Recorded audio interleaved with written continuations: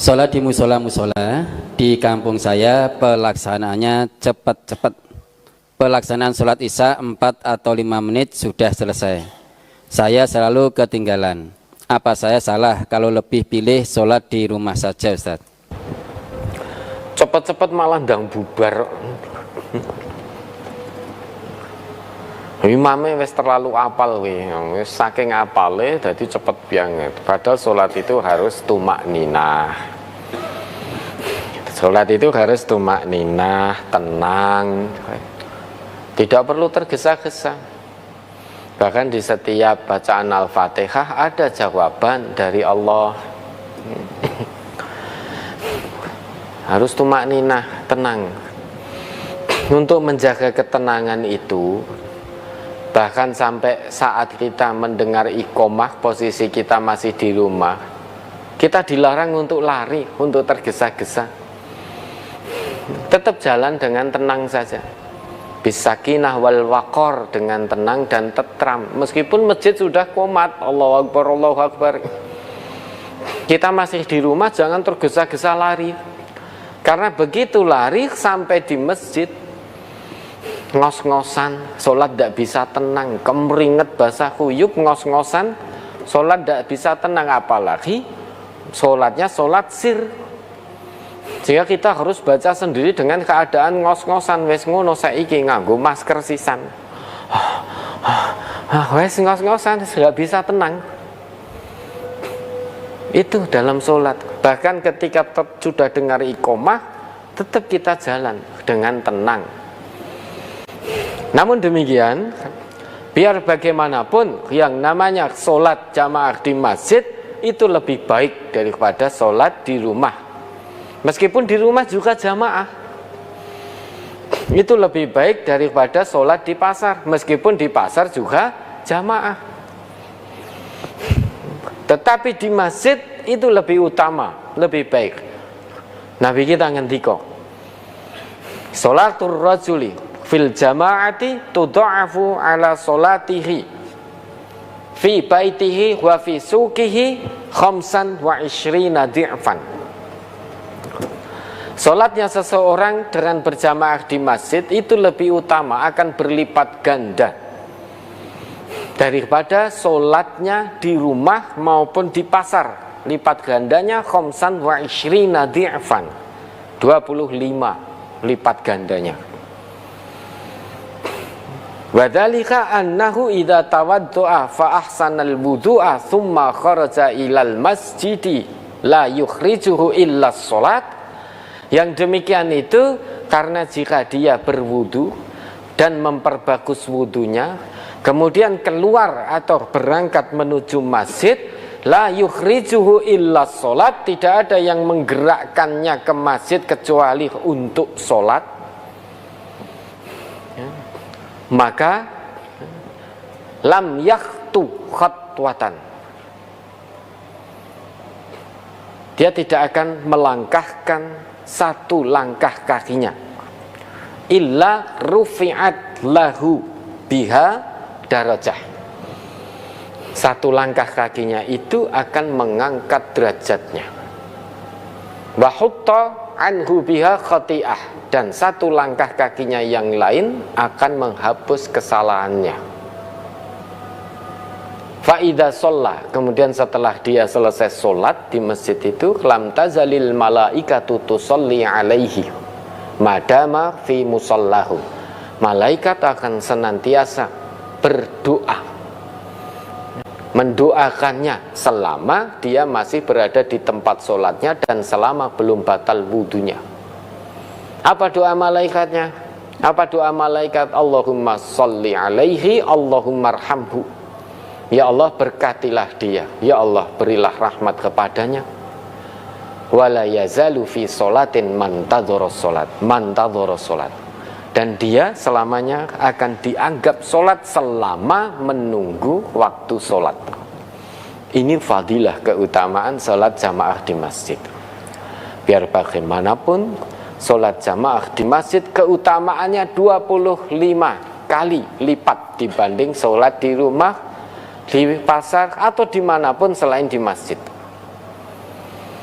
Di samping itu, Nabi kita juga bersabda, salatul jama'ati tafdulu salatal fadhi bisab'in wa isyrina darajah. Salat jamaah itu lebih utama daripada salat sendirian dengan 27 derajat. Dia tidak dibenarkan, biar bagaimanapun tidak dibenarkan. Salat sendirian lebih baik daripada salat jamaah, tidak dibenarkan. Salat di rumah lebih baik daripada salat di masjid. Kalau tidak ada uzur syariat, selamanya salat di masjid dengan berjamaah lebih utama dengan 25 kali. Samping itu, Nabi kita juga bersabda, man tatahhara fi baitihi summa masya ila baitin min buyutillahi liyaqdiya faridatan min faraidillah kanat khutwatahu ihdahuma tahuttu khati'atan ihdahuma tarfa'u darajatan wal ukhra tahuttu khati'atan. Barang siapa yang berwudu di rumahnya, kemudian dia berjalan menuju salah satu masjid di antara masjid-masjid Allah, tujuannya adalah untuk menunaikan satu kewajiban di antara kewajiban-kewajibannya kepada Allah, maka dua langkah kakinya yang satu akan mengangkat derajatnya, langkah kakinya yang satu lagi akan menghapus kesalahannya. Nah, ini fadilah. Namun banyak yang tidak tertarik. Banyak yang tidak tertarik karena sibuk urusan dunia, sehingga tidak tertarik. Ya, tetap kalau tadi imamnya cepat-cepat, tinggal panjenengan beri masukan. Beri masukan kepada imamnya tadi. Kalau ternyata imamnya diberi masukan tetap tidak bisa dan ngeyel malah nesu-nesu, ya sudah, cari masjid lain yang jenengan bisa mengikuti dengan khusyuk. Cari masjid lain yang memang bisa mengikuti dengan khusyuk. Ya kadang ya rekoso kalau kita mengikuti imam sing cepet banget, pas jahar bacaannya panjang, terlampau panjang sehingga kita jadi tidak khusyuk. Wah, imamnya suwe tenan iki. Jadi tidak khusyuk. Ketika pas yang sir cepat banget, kita baru baca sampai Maliki Yaumiddin, sana sudah ruku imamnya. Wah, kecontalan kita. Pertama kita masih khusyuk, alhamdulillahirabbil alamin, arrahmanirrahim, Maliki Yaumiddin. Imamnya ngerti-ngerti ruku Allahu Akbar. Wah, terus kita ngebut, iya kan aku tuh ya kan nasta'in ihdinas siratal mustaqim siratal ladzina an'amta 'alaihim. Amin. Balapan karo imame. Ketika kita ruku, imamnya sudah i'tidal, sudah ngajak sujud lagi. Kita baru selesai ruku. Wah, akhirnya i'tidal terus sujud terusan, udah kecontalan gak karuan, gembrobias. Apalagi yang sudah sepo-sepo, balungnya muni kabeh kretek karena balapan dengan imamnya tadi. Maka jadi imam yang bijaksana, ya. Jangan terlampau lama, jangan terlalu cepat. Bahkan baina dzalika qawama, sedang-sedang saja. Jangan terlampau lama.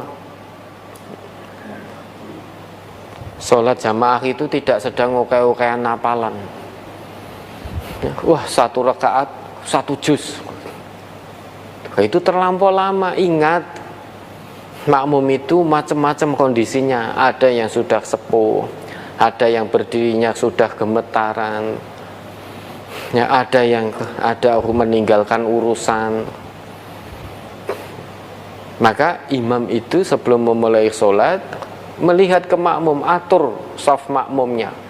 Tujuannya apa? Biar melihat kondisi makmumnya sehingga tidak sawu sufufakum tapi menghadap kiblat imam wisan. Sawu sufufakum, selesai Allahu Akbar, makmumnya belum siap.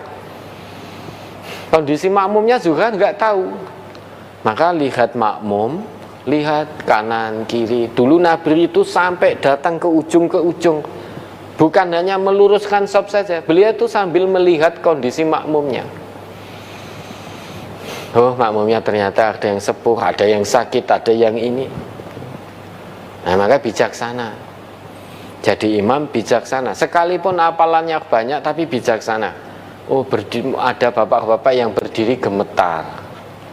ini kalau saya kira-kira 1 rakaat Al-Baqarah, atau jangankan Al-Baqarah, An-Naba saja, bapak ini pasti tidak kuat. An-Naba sampai selesai, bapak ini mesti tidak kuat karena berdirinya sudah bergetar gitu.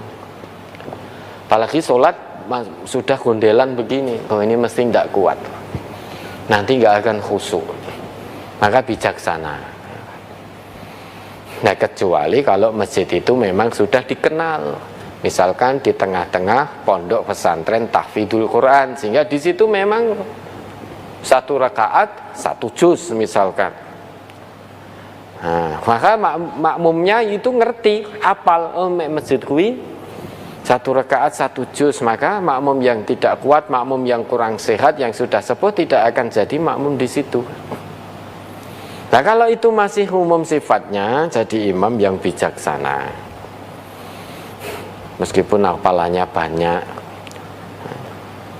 yang bijaksana, dilihat makmumnya. Nek makmumnya sehat kabeh apalagi ditawari, udah niki nanti 1 juz nggih, ya sudah. 1 juz selesaikan. Ya, mudah-mudahan bisa dipahami. Ada lagi, Ustaz? Cukup, Ustaz. Cukup, baik.